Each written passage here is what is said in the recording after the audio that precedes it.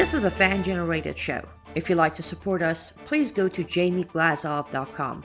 Also, don't forget to subscribe to our new Rumble channel. All your support is greatly appreciated.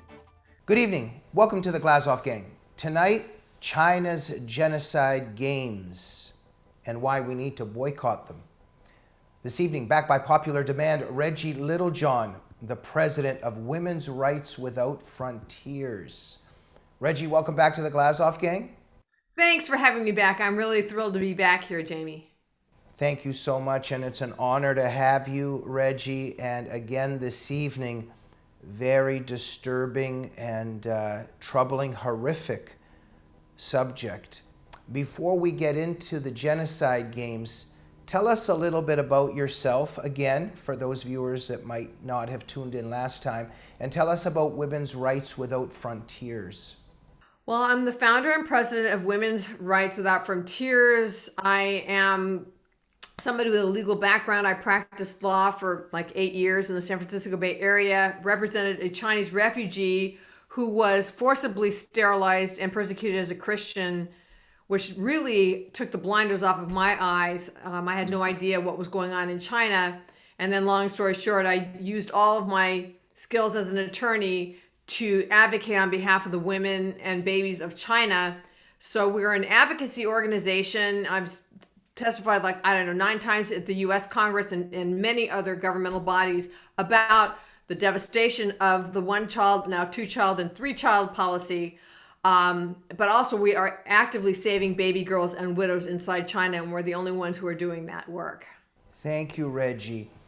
You know, I know a few Chinese dissidents, people who escaped from China, and you know they tell me about many things, but I just want to touch on this a bit.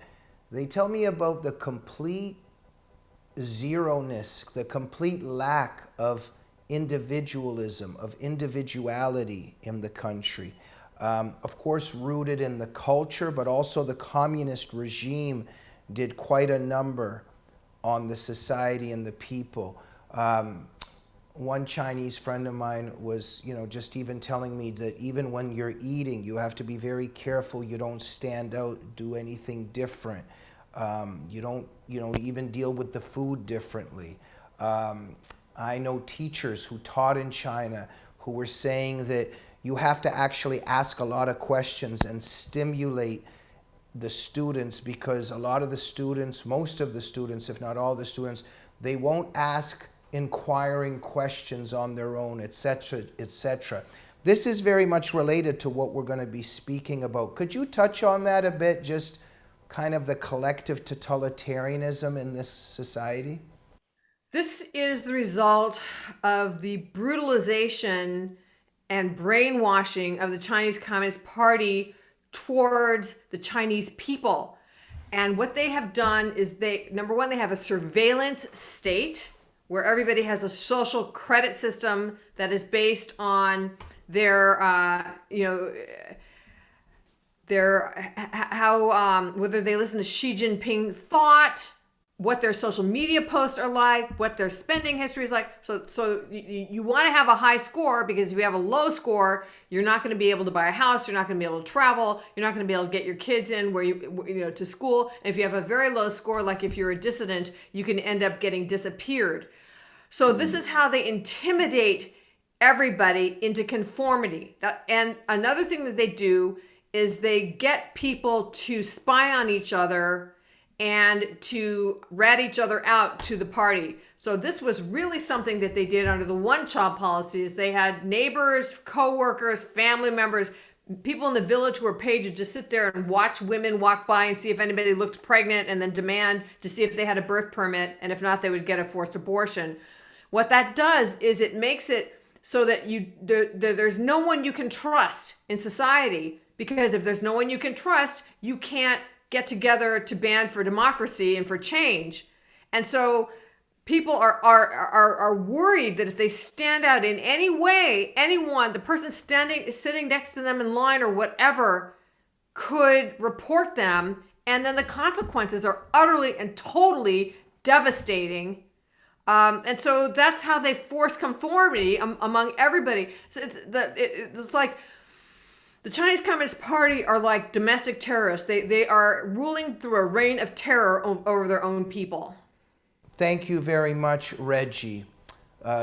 Very, very disturbing, all of these issues. And I ask also why I started with that theme, as it's so interconnected, just how they have, how the Chinese communists have stifled individualism and a sense of even a person being, considering themselves an individual, as we have in the United States, rooted in our wonderful Constitution. Reggie, China, as you said in the last program, is a viciously racist society, correct? Oh, absolutely. The Chinese Communist Party are racist. I'm not going to say anything. I'm not saying the Chinese people are, but I'm saying the Chinese Communist Party absolutely is. And in what way? Oh, well, I mean, the one-child policy and two-child policy and three-child policy, they all have the same aim, which is to improve the quality of the population, you know, as well as to control the quantity. How do you control the quality of the population?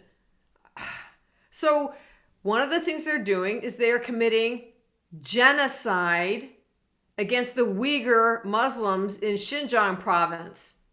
And so they're persecuting the Uyghur Muslims.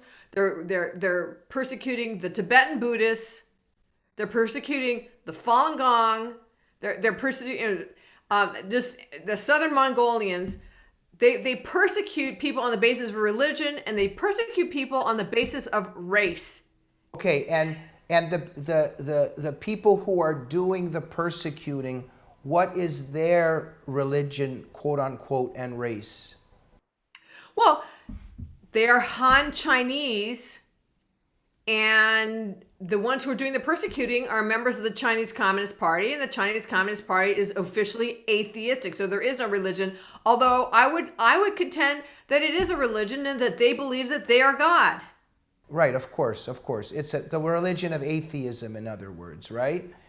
And so, okay, and so one of your main focuses, of course, you're concerned about the human rights of everyone, but it's especially the minority Muslims that are the target of genocide in China, right? Right. So right now, the Uyghur Muslims and other Turkic minorities in the Xinjiang region are undergoing a genocidal campaign by the Chinese Communist Party. So what they're doing is they are doing forced abortion, forced sterilization, rampant and systematic rape. They have put between 1 and 3 million Uyghurs into internment camps, which some people call concentration camps. And they're also forcing them to do forced labor. There are credible reports that they are executing them to harvest their organs for transplant. I mean, this stuff is beyond the imagination of people in the West. Reggie, okay, tell me about this organ thing. How would that happen? There was a tribunal about this in England last year, and it was headed by a man named Sir Geoffrey Nice, who also headed a former tribunal on Milosevic. Very credible tribunal, and what they found is that through circumstantial evidence and also witnesses, that the Chinese Communist Party is executing people to harvest their organs for transplant. And the way you can figure this out is that, like in the United States, if you need an organ, let's say you need a kidney or a liver, it can take months or years to get one. But in China, you can schedule just go over there and they will say that they will have an organ for you. So the reports say that prisoners in Xinjiang, and it's not just Xinjiang, it's also, for example, Falun Gong practitioners. There's people from all over China, but it's also in Xinjiang that they will do a health check when you come into the prison. That includes a blood test. And, according to witnesses, if you're an unlucky person that you're a match for somebody who needs an organ, then, it can happen that your organ will be harvested. Just explain this to me. So they would, let's say they target a person, they would kill this person. They would take the liver and the kidney out of the person. That is what some people have testified. Okay, so they would kill the person, take out their kidney and liver, and then they hold it somewhere, and then they sell it.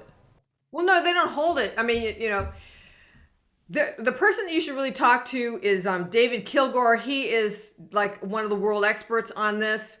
But my understanding is that you can't hold these things. I mean, you have to be like, the person has to be like in a hospital, in one room in the hospital, and then getting the organ out, and then in the next room is somebody who's getting the organ. I mean, you can't just like hold it. But this is forced. It's a forced thing that they just do on an unsuspecting victim, right? Right. This is horrifying, and I have read that there are many Chinese people who are witnessing to this and talking about it. Give us a couple of details. How would a forced abortion look like? Like the Chinese Communist Party would find out about a woman that's pregnant, that they don't want her to be pregnant if she's the wrong religion or race, and what would they do? Okay, so it's first of all, I'm glad to talk about that because I'm not really the expert on the forced organ harvesting, but it's just from what I've read. But in terms of the forced abortion, what the reports are that have been coming out of Xinjiang, these are people who have escaped Xinjiang, is that that women are forcibly aborted up to the 9th month of pregnancy. Or even giving birth to full-term babies and having their full-term babies be murdered. Okay, and this is not what happens. It's not. They don't say it's because of their race. They say it's because they have disobeyed the rule. Okay, so that in Xinjiang, if there's a 2-child policy and this woman is having a 3rd child, or even if she's having a 2nd child, but there's a waiting period in between, so that if she has to wait 3 years or 5 years, whatever it is, if she gets pregnant in between those times, she can end up with a forced abortion. Mm-hmm. And yeah, so it's a horrific thing. Yeah, very horrifying. So yes, there's the targeting of ethnicities, of religions, but in terms of the procreation, everybody is a target if they violate the policy at the time of how many children you can have, right? Right. So that's a good point. So even under the 3-child policy, you're still ending up with forced abortions because the new rule is that every couple is allowed to have 3 children. So whether you're Han Chinese or whether you're Uyghur or whether you're any other ethnicity, if you are unmarried, and especially if you're a poor unmarried woman and can't pay some kind of a huge fine, you will be subject to forced abortion. Tell us a little bit more about the genocide happening. What if somebody were to say that's too strong of a term to use? If you were to defend that this really is genocide, what is actually happening to certain minorities and peoples there?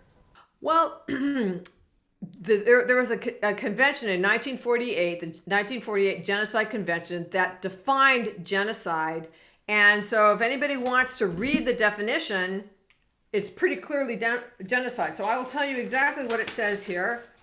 Article 2 of the Genocide Convention says that genocide means any of the following acts committed with intent to destroy in whole or in part a national, ethnic, or racial group, such as killing members of the group, causing serious bodily harm or mental harm to members of the group, deliberately inflicting on the group conditions of life calculated to bring about its physical destruction in whole or in part, imposing measures intended to prevent births within the group, forcibly transferring children of the group to another group. So, any one of those 5 qualifies as genocide, and the Chinese Communist Party is doing all 5 to the Uyghurs in Xinjiang. So if anybody thinks that that's too strong of a term, they just need to read the definition and see the facts. Thank you so much, Reggie. Every time I study what the Chinese Communist Party is doing, it's just horrifying.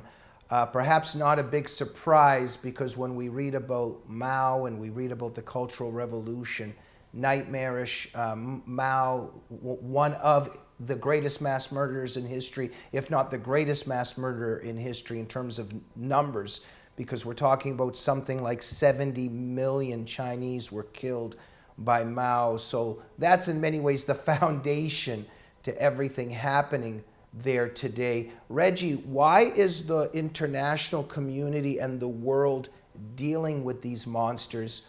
How could anyone with a brain sit down, and forget the brain, with a heart and a soul, and organize Olympics in this gulag?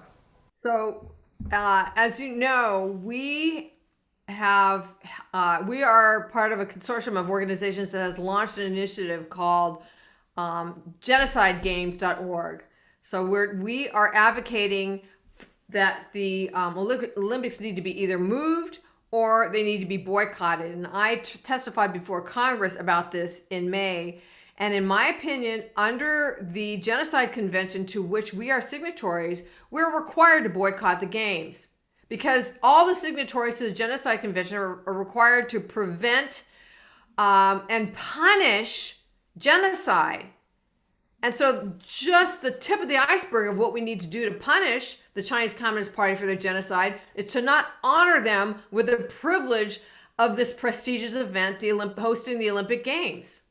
And for instance, former Republican Senator and Governor of Kansas, the Ambassador at Large for International Religious Freedom, Sam Broback, is involved in this and helping out. You guys both spoke at a rally in DC recently to try to boycott these genocide games, right?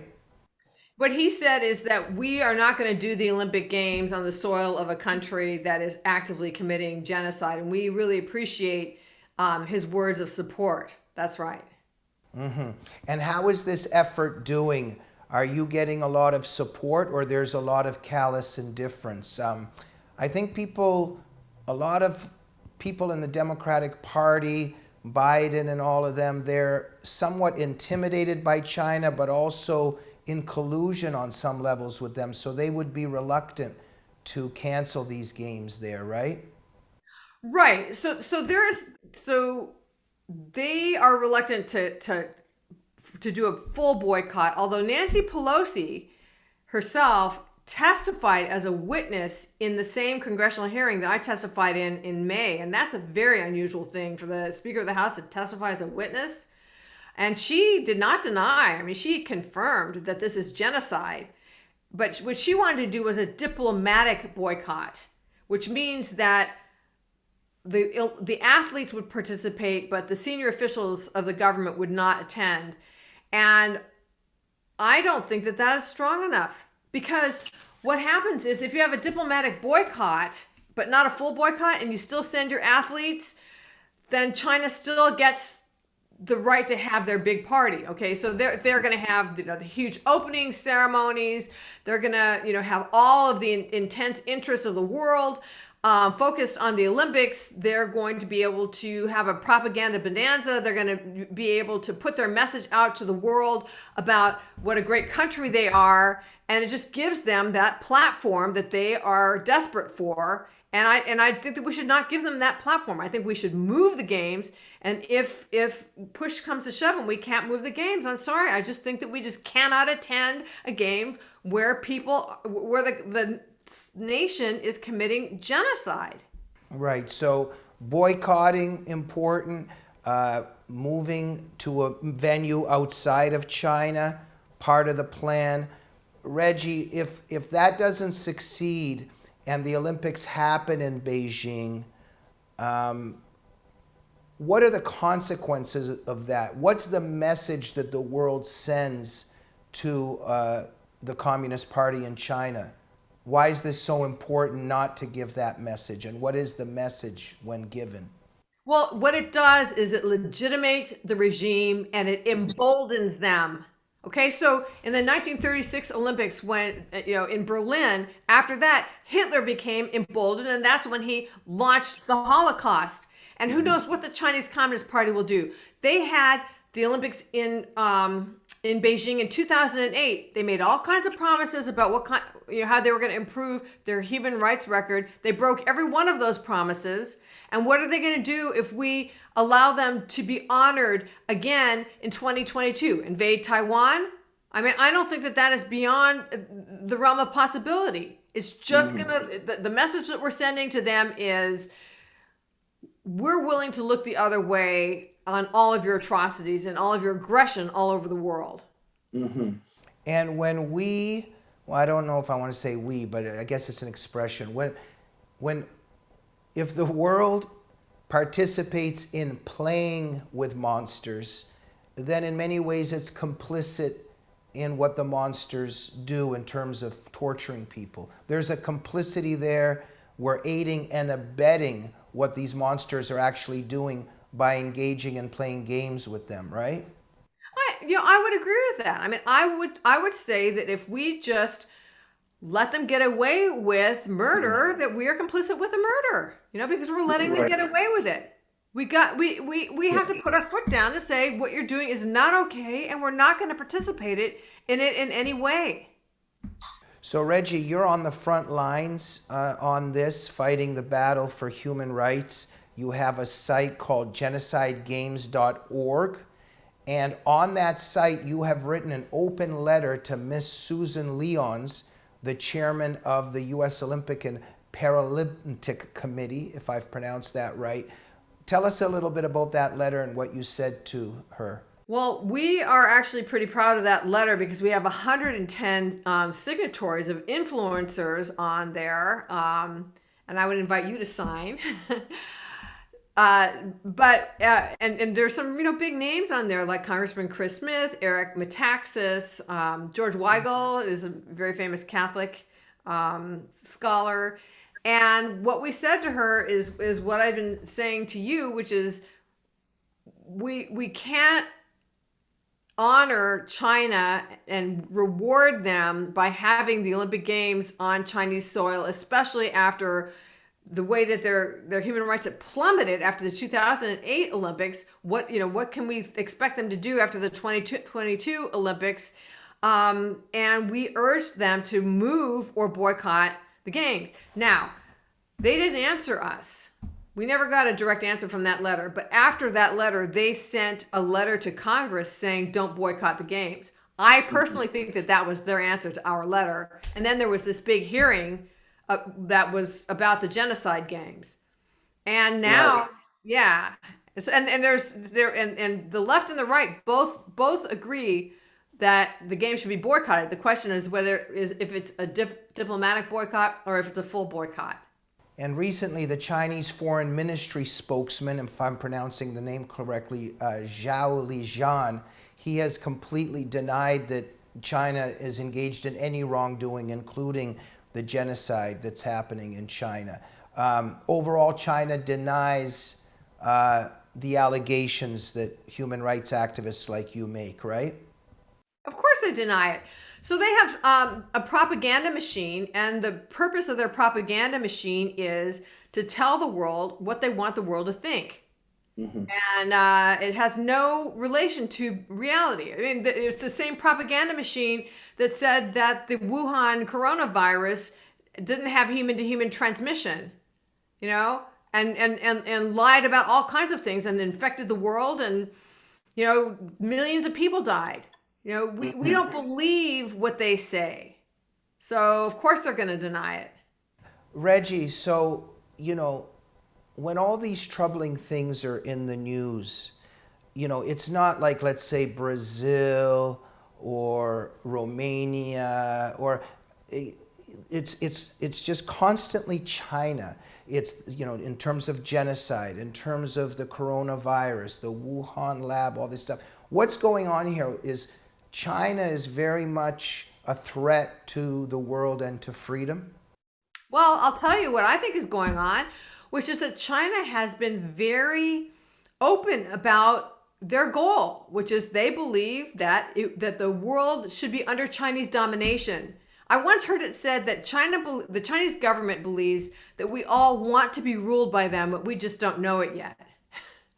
And so they are very aggressive. I mean, they are infiltrating in all aspects of our society. And then through the Belt and Road Initiative, they are lending money to developing countries to build infrastructure, knowing that and going into great debt, building that infrastructure, knowing that these countries are not going to be able to pay back the debt. And then when they can't pay back the debt, the Chinese Communist Party will seize the infrastructure. So they'll seize the railroad, or they'll seize the port, or they'll seize the airport. Whatever it is that they were building, they'll seize it. And so this is how they are just grabbing infrastructure all over the world.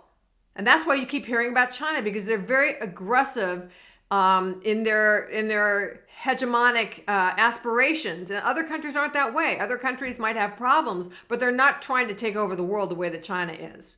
Right, right. Okay, so the Chinese Communist Party, very totalitarian, monstrous entity, is engaged in many atrocious things, including genocide.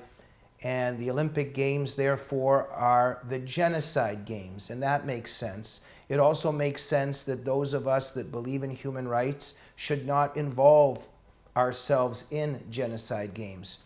So you're on the front lines to ban China's Genocide Games.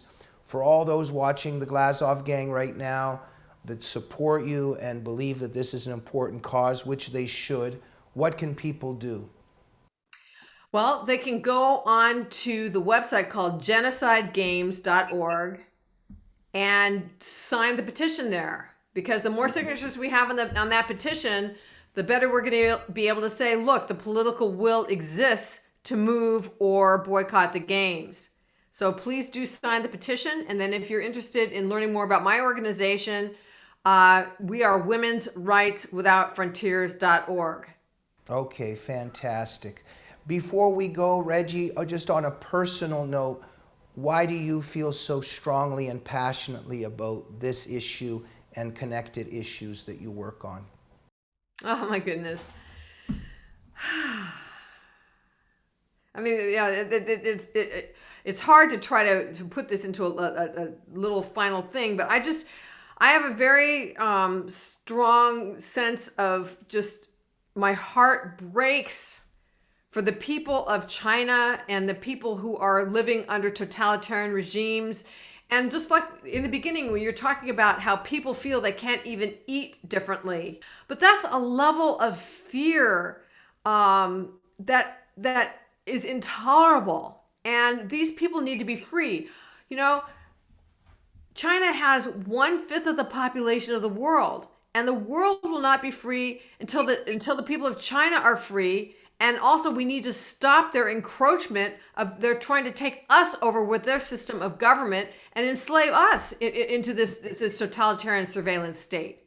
Reggie, on my final note, in terms of my background, in terms of our producer's background, Annie's background, we both come from totalitarian regimes. We've dedicated our lives to protect and liberate people suffering.